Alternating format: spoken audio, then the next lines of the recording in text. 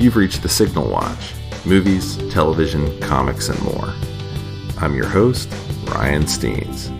Join me and our cadre of co-contributors as we examine cultural artifacts of the 20th century, boldly explore the 21st, and try to put it all in perspective. Stay tuned. We're gonna try to make this work.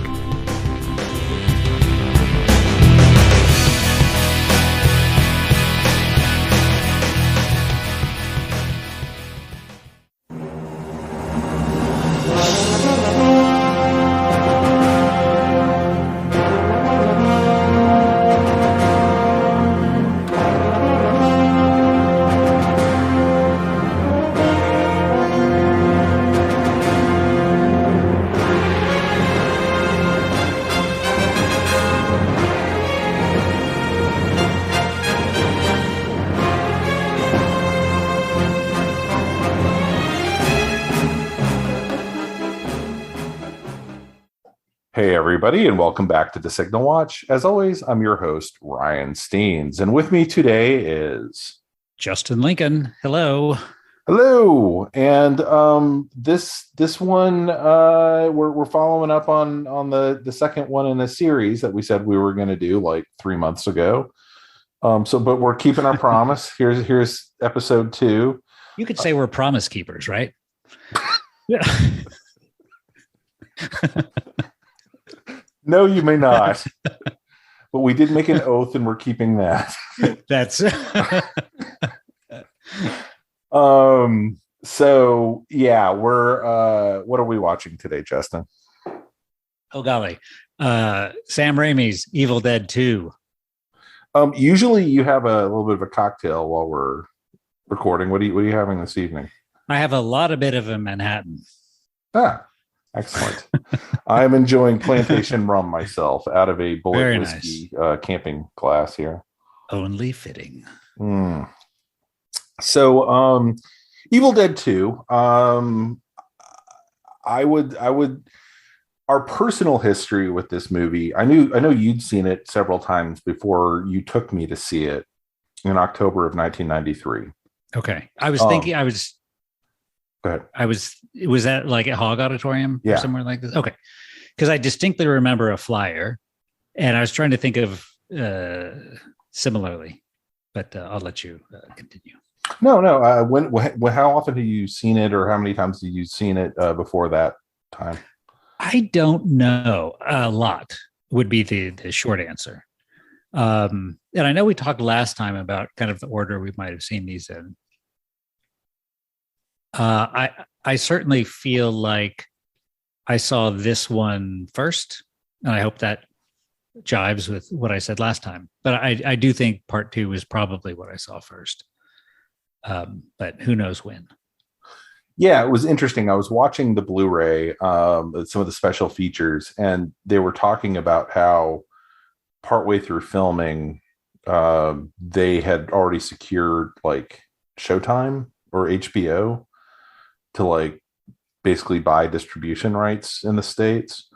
And so Robert Tapert was apparently like just showed up on set and was like, we're already profitable. So my belief is this thing ran like hell on like HBO or something. Okay. We never had those channels. We would have them for like 3 months or something like that. And then my parents would be like, are you watching it? And I'd be like, well, I mean, somewhat, but I'm in school, so I'm not just sitting and watching movies. And then they'd cancel it and we wouldn't have HBO again for like a year. So no Beastmaster for a year? Well, I had my VHS tapes. Okay. My multiple redundant copies of Beastmaster.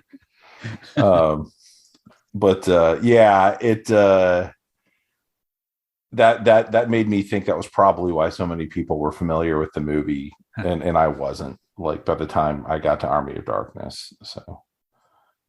But yeah, I think Evil Dead 2 is partially responsible for me no longer dating a girl freshman year of college when we went to the Hog Auditorium screening. It's a good test. It's a really good test. Well, we'd had a date before, and we had watched House on Haunted Hill in my dorm room. Okay. And that had gone well. And I was like, okay, she seems to be a little flexible in the new movie department. And then she called me and was like, what are you doing? I was like, I'm going to go see Evil Dead 2 at Hog, which was near her dorm room. So we just picked her up, took her with us, and then no more dating Ryan after that. So um, I think Evil Dead 2 led to many great things in my life. Yeah. But it cut that short. So and that's okay. If so, to her credit, Jamie fucking loves Evil Dead 2. Excellent. Yeah. Well, so I started watching it, and then Tanya came in. She's like, is this Evil Dead?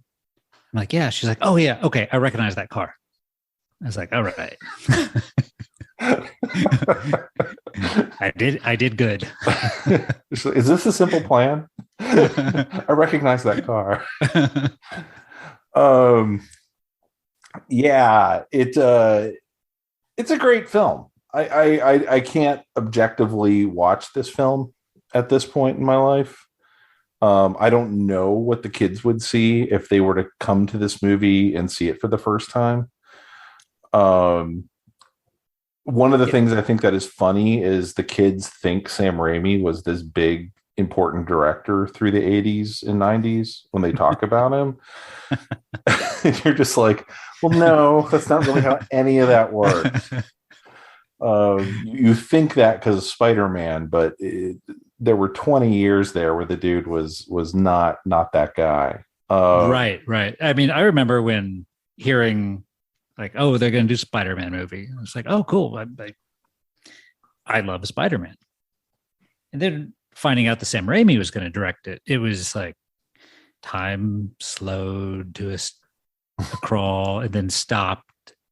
And I had time to process the fact that Sam Raimi, somebody said, let's let Sam Raimi direct our Spider-Man movie. I mean, it is chocolate and peanut butter. It is. I think I try and think about what that meant in 2002. Was that when Spider-Man came out? Sure. And I have to think like if it didn't go well, they could throw him under the bus. He was just Sam Raimi. Like he'd shown some diversity. He'd done like his baseball movie and A Simple Plan, but he'd also done like Crime Wave. And so like, did he do Crime Wave or did the Coens do? It doesn't matter. I think I've not seen it, but I think he did it. And I can't remember where The Quick and the Dead came in. Quick and the Dead was like early mid 90s. I want to say like 94. Okay.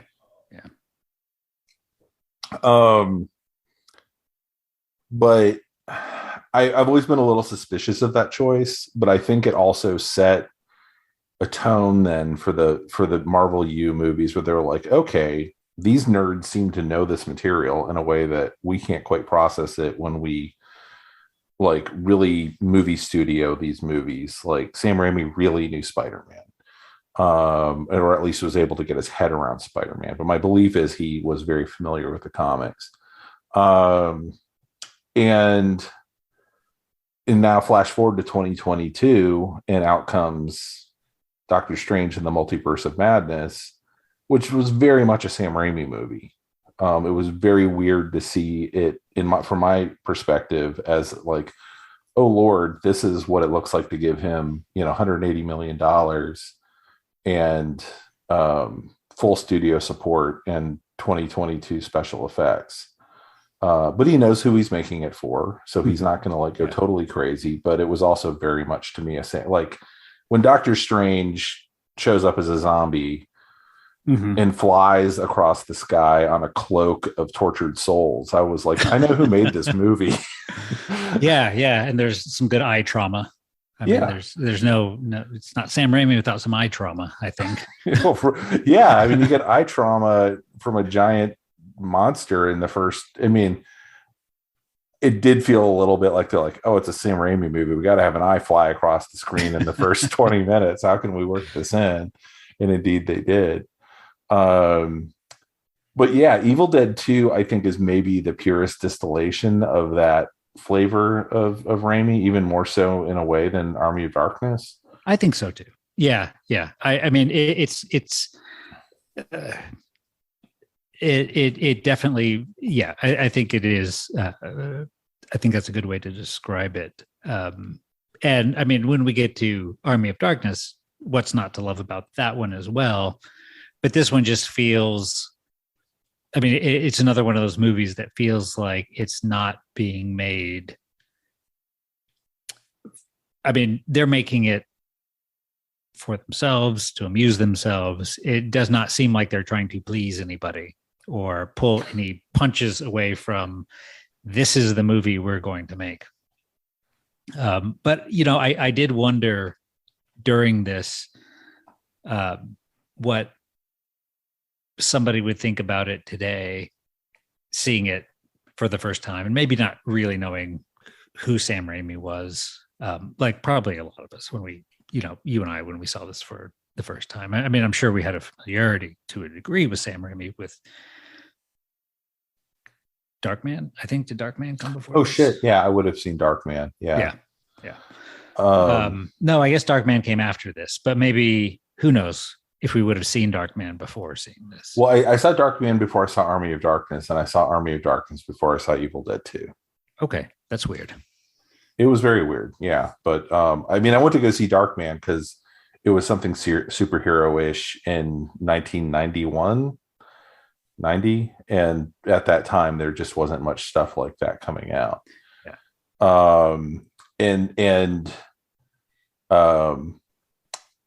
I didn't notice who the director was. I knew who Liam Neeson was from that and recognized Frances McDormand, but didn't know why. I guess I probably knew her from Raising Arizona, and probably my brain made some synaptic connection. But yeah, it's a fascinating movie, I think, in that like it's a sequel that's also a remake in some ways, right. And doesn't care about the first movie existing. It assumes you haven't seen it, and so we're just going to do it again, a little bit different, a little bit better in some ways, and we're going to make ourselves laugh while we, and kind of in the same way years later, like Dead Alive. The trailer for Dead Alive is on the Blu-ray I have for Evil Dead 2. Yeah, I wonder if we watched the same Blu-ray. Probably. I had the 25th anniversary edition or something. And they during Dead Alive, I had the unique experience of laughing till I cried and also thinking I need to hang on to my popcorn bucket because I'm going to puke. Never quite get to the puke stage with this movie. Certainly not anymore. But yeah, it's way too fun. It's way too fun for that. Yeah, but it's scary, and it gets to the scares. Unlike the first movie, which has like full setup, and here's the people coming in, and we're going to learn who they are. This movie says no. It's I think at the 6-minute mark that stuff goes south in this movie. Yes. I remember pausing the other night wondering like, my God, we're only a few minutes into this thing, and already it is. I mean, the rocket ship has left the atmosphere. And that's also what kind of made me wonder, like, what somebody with fresh eyes seeing a movie that is narratively told like this would think about it, because it is. I mean, there's a very simple setup, which only this time around did I figure out that are they trespassing in this house? Yeah. Which kind of cracked me up, because I think in the first one, it's, I don't know if it's somebody's cabin or something like this, or maybe they just they rented it. They're rented it, heading there. Yeah. But in this one, it really cracked me up where she said something to the effect of like, "Oh, do you think the owners are going to show up?" It's like, nobody's going to show up here. And I was like, "Oh my!" I guess I never really caught that they were just. Ash knew of this cabin in the woods, and he's got a free vacation spot, which actually tracks pretty well if you ever watched what what was it, Ash versus the Evil Dead TV show. Um, yeah, it absolutely takes off, and so they kind of intersperse what you need to know as far as exposition goes through the arrival of the other characters in kind of the like the 30-minute mark or something like that when they show up after Ash has had a very bad time on his date with his lady friend. Who wears a very tight shirt. The movie does a really interesting thing where, and I think it works for this movie, and it's not a professional thing to do at all, but for the most part, it does not give a shit about continuity. The woman's hair, Linda's hair changes from scene to scene. It's a wig sometimes. It's her real hair sometimes. It's good luck figuring out what's going on with her body from like her dead body from scene to scene. Whee! Yeah. But I feel like, and I don't want to sound like one of those people who, like, one of the things that drives me crazy when I hear modern reviewers talking about old movies, if they're doing like a I saw this on Twitter last week and it made me want to like throw something. They were showing a scene from the Harvey Girls of Judy Garland singing on the back of a train on a caboose, and it was green screened or rear projected against like the Arizona backdrop. And they were talking about how intentional this scene was because the director had to have been going for something surreal. And I'm like, no, that's just the limitations of the technology. Yeah. Freaking dope. Like they couldn't keep up with Judy Garland on a real train plowing through Arizona. It was physically impossible. You couldn't control that. Like, and so, but when I watched this movie, so I don't want to sound like that when I talk about it, but I think the overall effect of that is fascinating. Like Ash is covered in black blood in this shot. Now he's completely clean except for, this smear. The monster's head looks like this in this shot. And the next shot, it's completely different. Yeah. Well, I mean, one of the things I was thinking about in this, so I think the movies, some of my touchstone movies, leading up to this was Doctor Strange, Everything Everywhere All at Once, and Maverick, which I think are interesting movies. I'm assuming you mean Maverick starring Mel Gibson and James Garner. And Jodie Foster. Of course. That's not what I mean. But it really made me think about how in this movie, Evil Dead 2, how many chances did they get for each one of these shots? I mean, one, maybe two. I think there's a real charm to that I wonder if things like that are lost on modern audiences. Because, I mean, clearly nowadays, half this stuff is you're on the set, you're green screen. But, if that 10,000 gallons of blood doesn't hit Bruce Campbell perfectly, like you've ruined your set and you probably don't have that blood left. But I think it really is. I think those sort of things also. And I don't know if this is where you were going, but I think there's a lot of charm in that for me for this movie because it does have a very I don't know. It's got, I guess, so something I heard the other day. I was listening to another podcast, Ryan. I'm sorry. Oh my God. The truth comes out. And it was Bill Hader talking about the first Evil Dead movie. And he talked about how he thinks for a lot of young filmmakers, that was like the equivalent of punk rock. Like the realization to people like, oh, I can do this too. Like, this is something that I can make. And I think for you and I, probably when we saw this, we were going through film school. Uh, I don't know. This was definitely a touchstone movie for me for like really loving movies. This is definitely one of those pillars of like, this is why I like cinema. This is definitely a film I would put on the second Voyager disc to launch. No, I know what you mean. I don't know if it hits that for me exactly. I think it's more of my personal film history and my kind of lingua franca of film.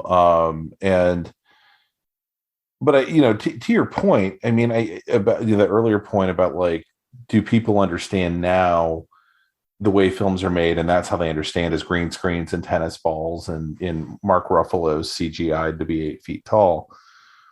This movie was filmed in the cheapest location they could find, which was like bumfuck North Carolina.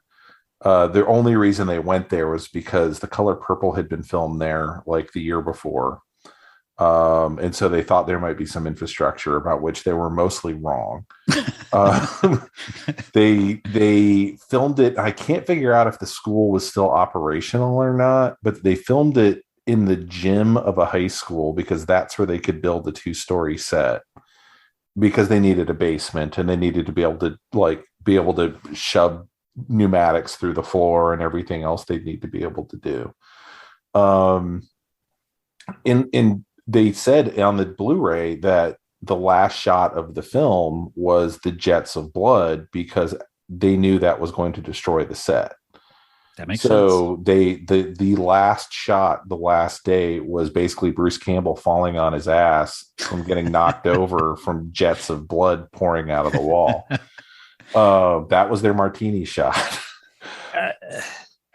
Man, Bruce Campbell's performance is, I mean, it's one for the books in this thing. It's incredible. It really people is. Don't talk about it nearly enough. Like it's, you talk about Sam Raimi and you talk about like, oh, Bruce Campbell's funny, but the physical comedy he pulls off, not just here, and pretty much everything he does, including right up through Doctor Strange. I mean, his Three Stooges like brilliance of what he's doing is he should be mentioned alongside like Bill Irwin and like other like really intelligent physical comedians. Like I don't get how that hasn't really been discussed. Like you think of his hand literally as something completely separate from him. Yeah. In his sequences. That's really hard to do. Yeah, it is. And boy, I love the hand voice, the little like whatever that voice, whoever's doing the little hand voices, hats off to you, person. My assumption is it's always been one of the Raimi brothers. I hope so. I hope so. And I mean, once again, Ted Raimi is pitch perfect. Absolutely pitch perfect in this. If you don't know, Ted Raimi is in this movie. He plays the bloated mother witch. Henrietta, is that Henrietta? Yeah. And who they got a excited 20-year-old who was like, "Oh, my brother's making a movie," and Sam Raimi said, "I can torture my brother for several weeks." Yes. Well, I love the scene, and I think it is in one of the audio commentaries.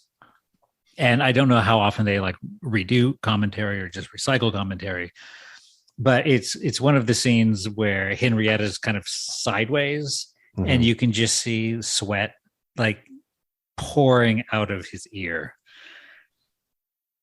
Yeah, because he's in a full rubber suit in summer in a high school gym in North Carolina. I guarantee you it was not air conditioned. No.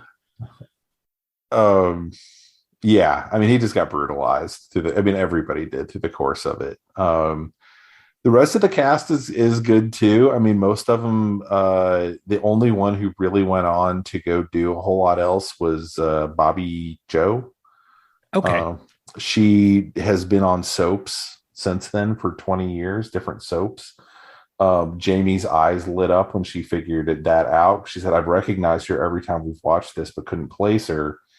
And I guess she wasn't on Days, but she was on one of the big soaps, and she's jumped around to two or three of them over the years. Um, the woman who plays the other main character, Annie, really didn't do much after this, which kind of surprises me. I think she was pretty good. And she was able to do her own like physical stuff like really really well. She's got an excellent final girl quality. She's got an incredible scream, that's for sure. Well, she says on the interview that's why she was hired. Well, they asked her just in the casting just to scream as loud as she could, and she did. And they're like, "Yep, please join us on our film set." So, and the guy who played the not Bobby Joe's boyfriend, whose name I can't remember right now, he was on the video as well. Does not look anything like that. Apparently, what he had a bridge because he was actually missing teeth, so he just took it out for the film. The guy who played Ed, who I freaking love Ed's makeup, and I do want to talk about the makeup too as well. Oh yeah, yeah. He went on to go be one of the hosts on QVC or Home Shopping for like 20 something years after that. He figured out he wasn't going to be a big star, but he knew how to talk to people. So he could be in front of a camera and do that. And that's what he has done very successfully for a career. So good for him. Yeah. But I couldn't figure out really what oh God, I can't remember her name now. But the woman who played Annie, what she had gone on to do as a career. It wasn't able to really track that down. So, but she's in it a lot more than people talk about too. Yeah, she really is. And I mean, there is a point where she does. I mean, Ash is clearly our lead, but she does kind of become like a co-lead. Yeah, there towards the end. Yeah, and I mean, khaki shorts are great. Those socks are really good. Yeah, I mean, Danny has, as we're doing the other Marvel cast, has kind of opened the door of how hot are the people and how much money did it make, are the things we're supposed to be looking at. And I mean, these are legitimate questions to ask of any film. Yeah. And yeah, I mean, it's eventually made a whole lot of money, my guess. And that's kind of the interesting thing too. So this movie, more than any other movie I can name, it's happening less now, but I swear to God, there was another edition released of this movie every 18 months from like 99 through like maybe 4 years ago. Yeah. It would be, here's the Necronomicon edition. Here's the like, groovy edition or whatever. Yeah. And people were clearly out there buying it. The fan base around this one movie is insane. I went to go see Bruce Campbell at the Paramount here do Army of Darkness. I mean, you're talking a sold out show for a movie that was released at this point, it was like 18 years old or something at that point. Bruce has now basically made a career off of like, I'm just going to show up and show this movie that everyone's already seen. And I'll answer the same damn questions everybody asks that are all answered in my book you could have bought too. Just for sale in the lobby. Exactly. Well, I don't know what I was trying to think of what had come before this movie that was like this movie. And I mean, so I guess that comes to trying to think of what, not that every filmmaker has to have a reference that they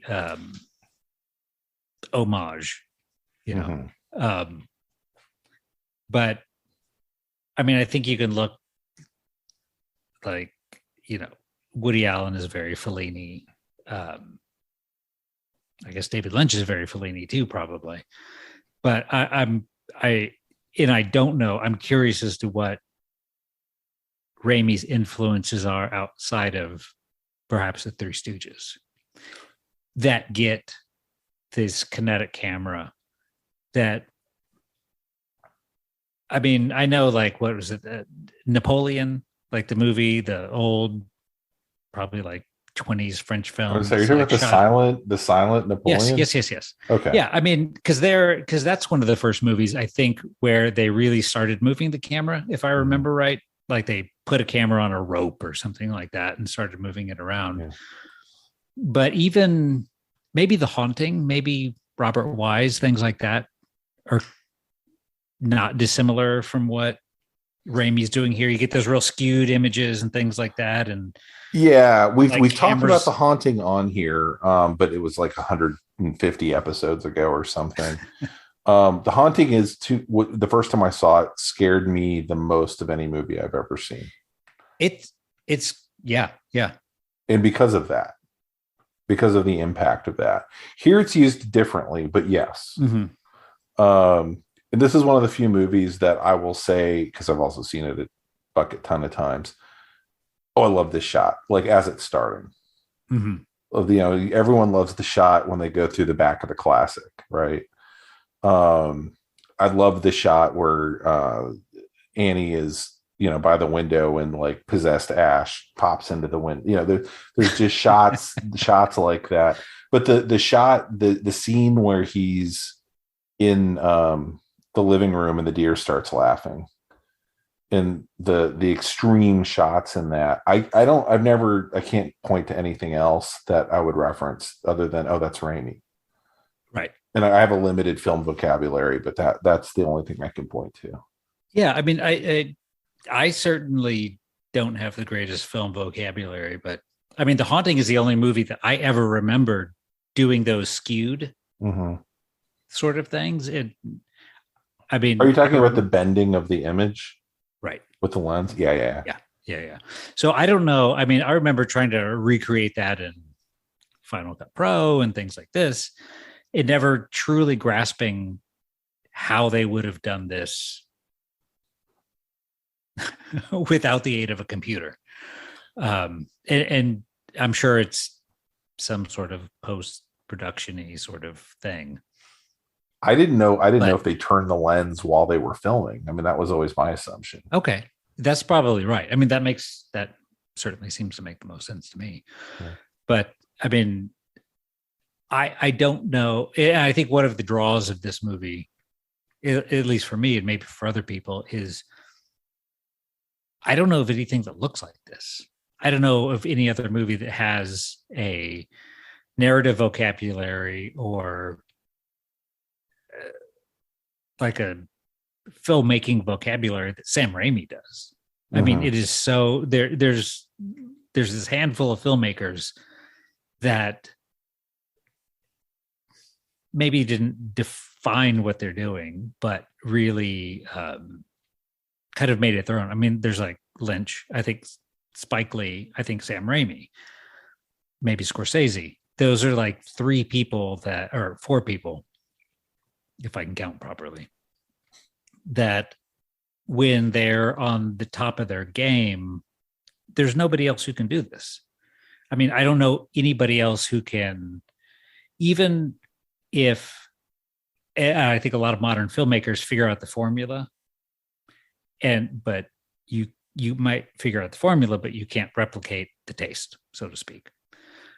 I don't think anybody that I have ever seen has duplicated or replicated Sam Raimi.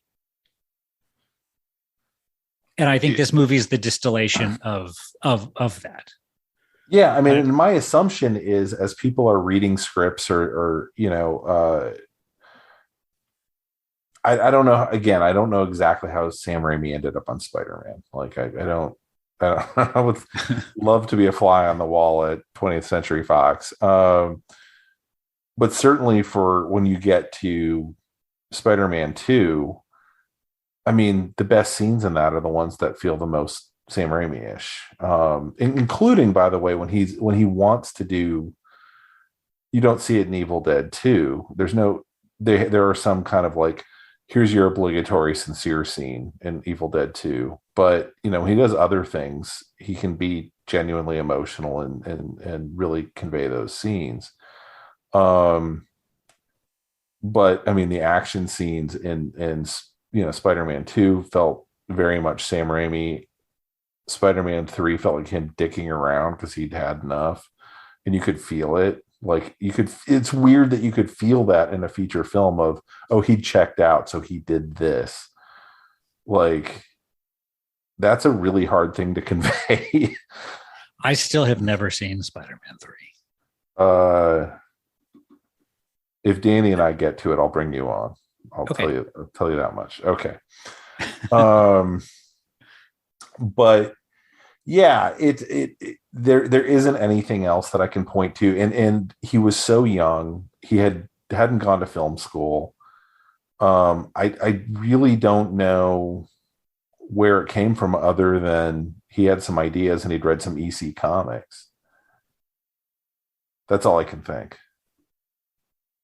Like what's the most extreme angles I can do with this camera to make like, no, you would be told not to do that, right? I mean, there's two ways you can get there. You can get, I tend to believe you have to kind of master the basics before you can push the limits. You have to understand what the limits are before you can push them, or you just never learn what the basics are, but you're just creative enough with whatever tools you're using that's what you push. That's it. I think that is it. I think that I think that's it. I think the really great filmmakers either did not know or did not care for or grasp what the rules were supposed to be.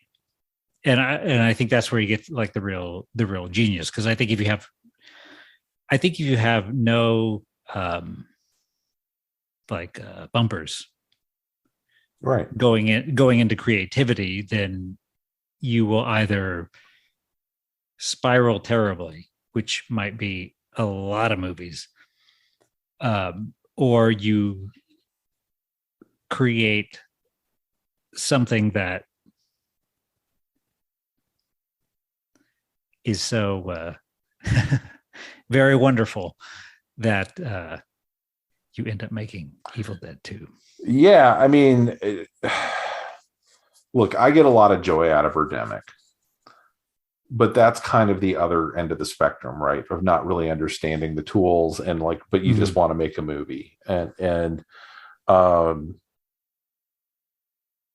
I think that one of the things that Raimi also managed to get, and it's worth reading Bruce Campbell's If Chins Could Kill sometime to get more of the details, but he had committed friends who went in with him on Evil Dead, the first one, who he basically tortured his friends and almost ended friendships. I'm sure he did end friendships for the rest of his life with these people. And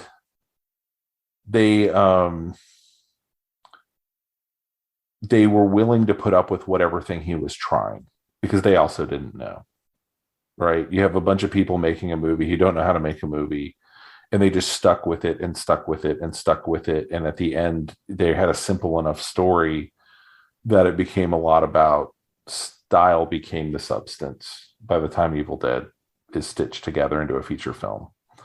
And I think with this film, he had a little bit of studio backing, but he also brings back Bruce, and he hires a bunch of people who don't really know how movies are made either. I mean, his actors were all pretty much newbies as well. And like the effects guys, a lot of those guys were getting their start here. They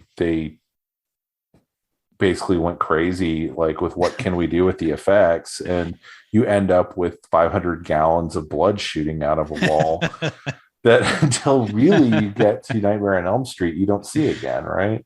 Right. Maybe Kubrick's elevator sequence, which is a very different. Yeah. Oh, right. But here you go from like the horror of the elevator sequence to, yeah, but what if it came out at like, a fire hose capacity? More volume. But to give you guys an idea of how highly Justin and I thought of Sam Raimi, I remember we wore ties to film school. Do you remember that? I don't, and I should. Well, so I remember you and I both wore ties on the first day of film one of like actual production class. And then when we were on set, at least that first year, we wore ties when we were directing. You don't remember that? I should, and I don't, and I feel bad about that. But yeah, because we were like, we have to show we're in charge, like Sam Raimi. Yeah. I mean, you have Sam Raimi, you have Christopher Nolan. Mm-hmm. Those are incredibly well dressed film directors. Yeah. I mean, I was wearing a shirt and jeans, but I mean, we were. I don't know what you want out of me. We were in college, but yeah. Oh my god, yeah. So one of the names I wrote down in my notes was Peter Deming doing cinematography on this. Yeah. And according to Letterboxd, this was his first feature film. But man, this guy shot some of his other. He went on to do Lost Highway, Mulholland Drive, Austin Powers Goldmember. I thought he did some Coen movies here and there, but perhaps it's the Lynch Twin Peaks, maybe. Well, you might be thinking. So Barry Sonnenfeld started as their cinematographer, and he'd come out of porn with like not Carpenter, with Wes Craven. So, yeah, the film scene of this era, if you guys ever get into it, is absolutely bonkers, of kind of like where people were coming from, and there really was like, you hate to say now it's like all just a bunch of studio people's kids, but my understanding is there's a lot of truth to that, of Bryce Dallas Howard gets to be a director because who's her daddy. I mean, she's an amazing director, but yeah, I was gonna say I don't want to take anything away from Bryce Dallas Howard. I feel very bad about bringing her up now, but let's face facts. Her dad's Ron Howard, right? So she gets some opportunities, maybe some other people don't. And in this period, the film, you're coming out of the 70s of the film studios were all kind of in collapse anyway.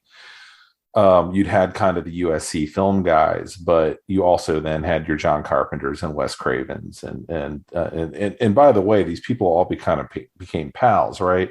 There's posters for The Hills Have Eyes in Evil Dead. I think we might have mentioned that in the last podcast. So they're all kind of supporting each other and lending each other stuff, and to the point of Sam Raimi's ideas about how a camera should move show up in Miller's Crossing. So, I mean, it's an interesting period in film that you talk about the kind of the punk rock ethos or DIY ethos.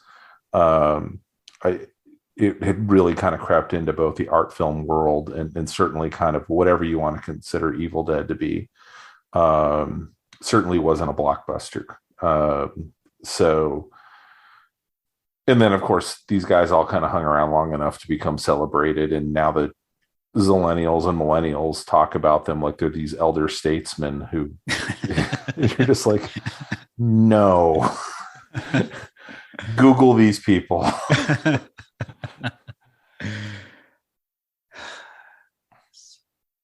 You got any other notes written down?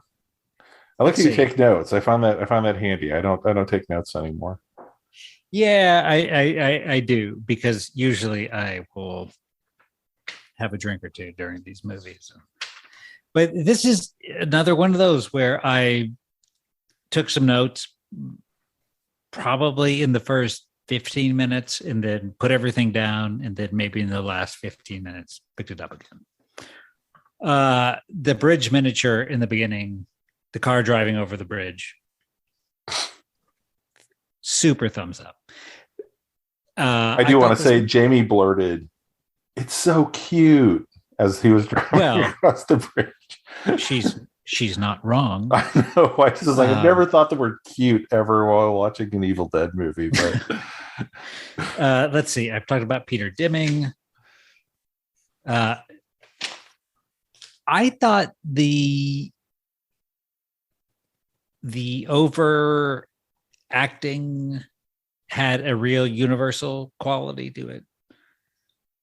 To me, kind of a mad scientist-y sort of. I think in the first 20 minutes or so, there's a lot of, I mean, good God, so much happens in the first 10 minutes of this thing. I think Raimi, who's Frankenstein? That actor. Boris Karloff? Which Frankenstein? No. Not Frankenstein's monster, Ryan. Oh, Clive Owen. Yes. I don't know.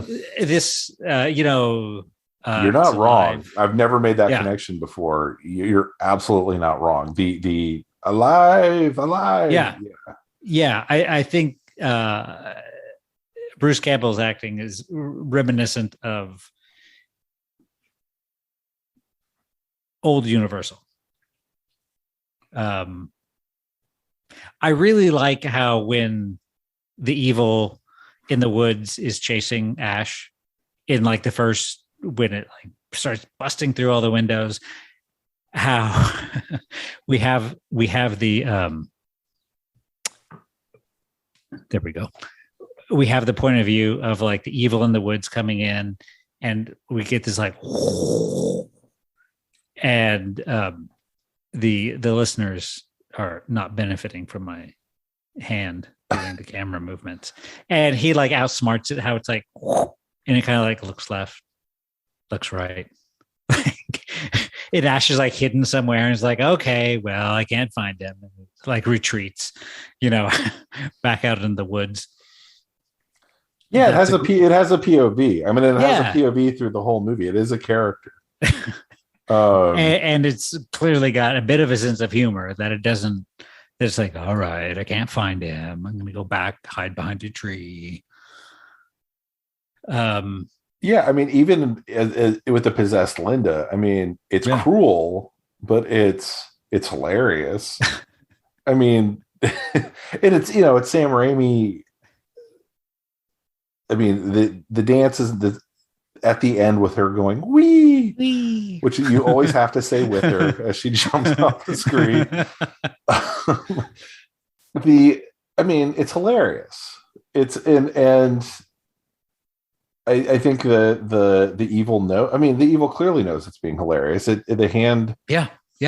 His disembodied hand is giving him the bird.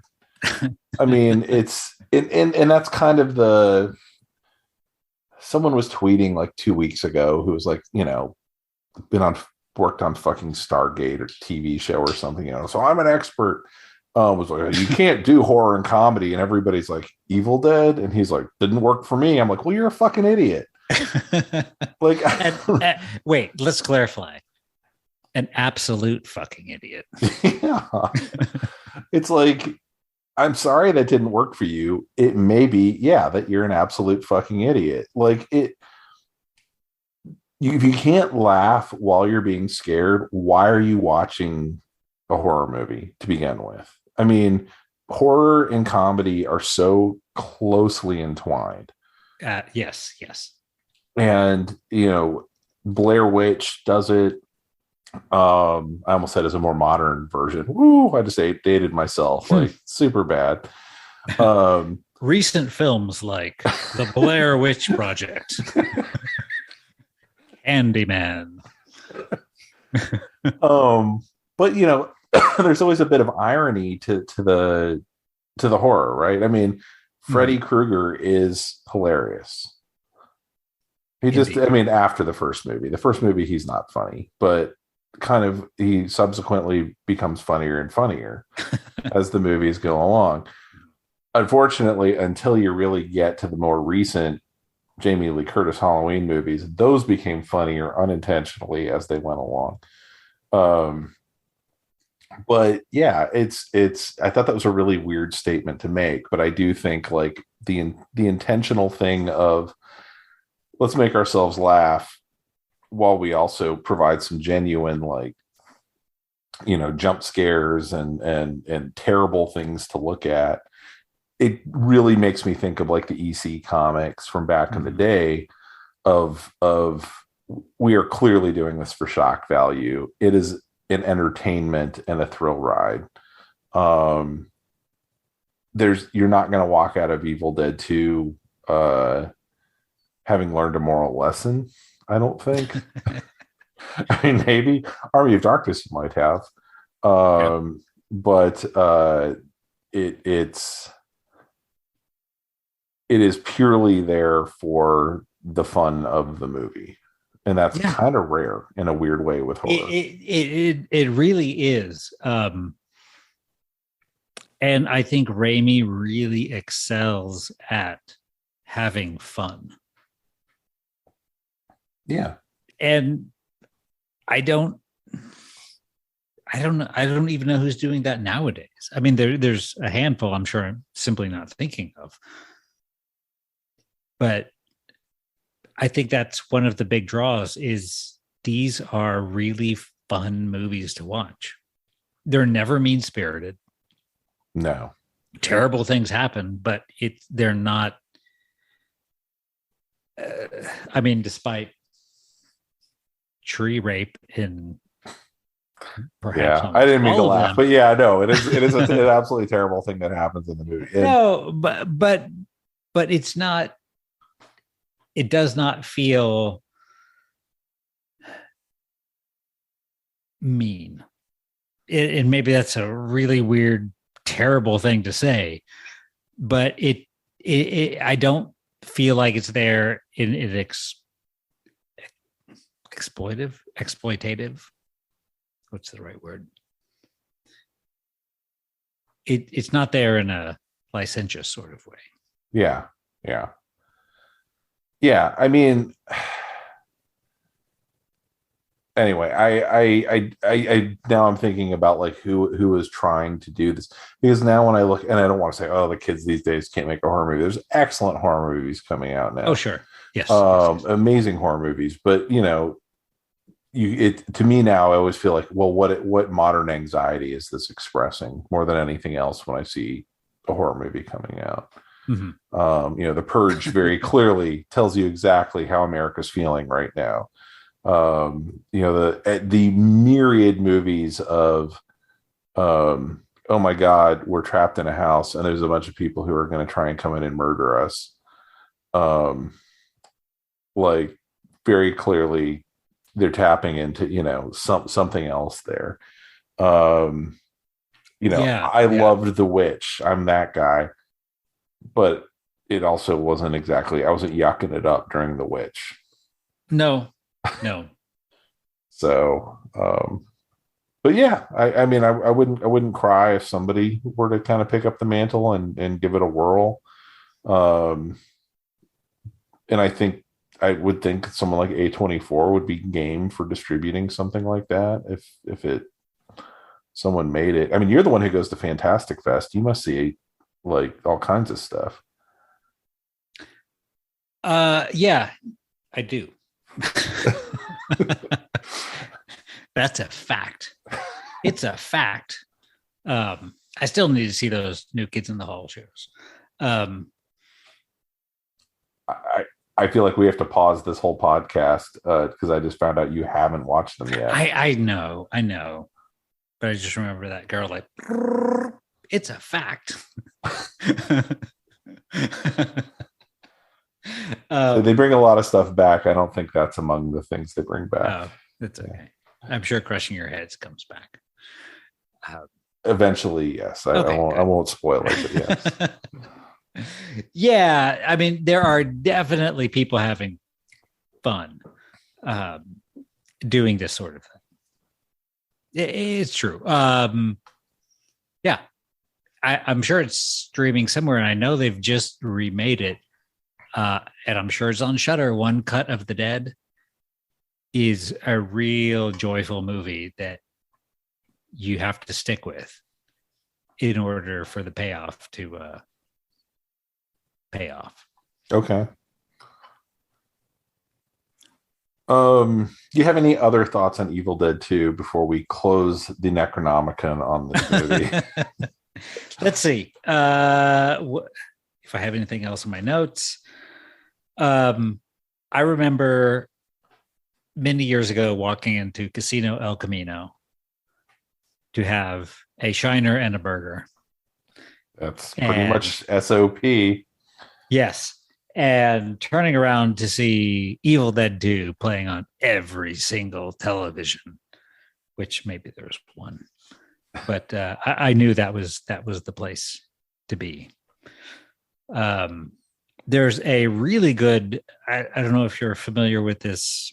I don't know, it's got to be like a 90s sampley, remixy, hip hoppy sort of band called Depth Charge. But I remember the name. Yeah. They have a song that heavily samples from Evil Dead 2 that I'm sure is somewhere, and I'll try to send you a link. I remember our dear friend Amy Wagner very randomly saying, "Bobby, Joe." I think she would even go, "Bobby, Joe." If you knew Amy, I guarantee you that's gold. Yeah, Amy's great. Let's see. That's it. This movie is incredible. Yeah. I mean, it like I said at the beginning, I can't be objective about it. No longer. And I assume you've seen it too. I would love to have you guys tweet at us your memories, your favorite parts of Evil Dead 2. Tell us what you don't like about it, because I know there's people out there who are like, it didn't work for me. Well, you're an absolute fucking idiot, as it turns out. I was I was chatting with a buddy of mine. It's like, man, I just watched Evil Dead 2, man. That thing stands up. It's amazing. And I don't feel like it's nostalgia that's fueling my love of this movie. And I really am terrified to go online and read current reviews of this film. And there are some really bad ones, of course. Yeah. Well, I mean, the internet has provided us with an opportunity for everyone gets to say whatever they want to now. It's the great democratization, all right? Oh, they let me have a fucking podcast, man. Now we're on episode 204 or something of Bad Takes. So but it was good, I promise. Yeah. Anyway, I hope y'all, if it's been a while since you've seen the movie, don't wait till Halloween. Simon and I often say, "Oh, this would be perfect for Halloween." Jamie and I do often switch back and forth between this and Young Frankenstein every Halloween while we're pumpkin carving. 1 year will be Young Frankenstein, next year will be Evil Dead. I don't know how that started, other than we've both seen the movie so many times we can just listen to it while we're carving. Yeah. And so it gets a lot of rotation here. But I think this is honestly a great summer movie too. Oh, yes. Yeah. You know, enjoy it as part of your camping experience this summer, or I guess cabin invading experience this summer. And then Justin and I will be back soon-ish to do Army of Darkness. And then maybe some other Sam Raimi stuff too, since we've been touting the man so much. So he's great. All right, everybody, go out there and Evil Dead it up, I guess. Yeah, absolutely. This was fun. It was. Thank you so much for doing this. All right, bye, everybody. Bye.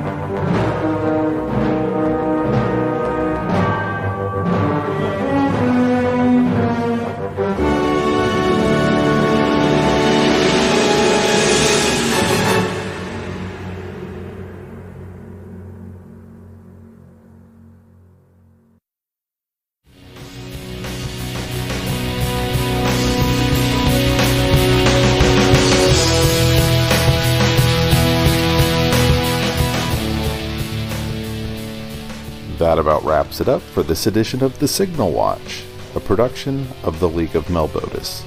Thanks for sticking with us.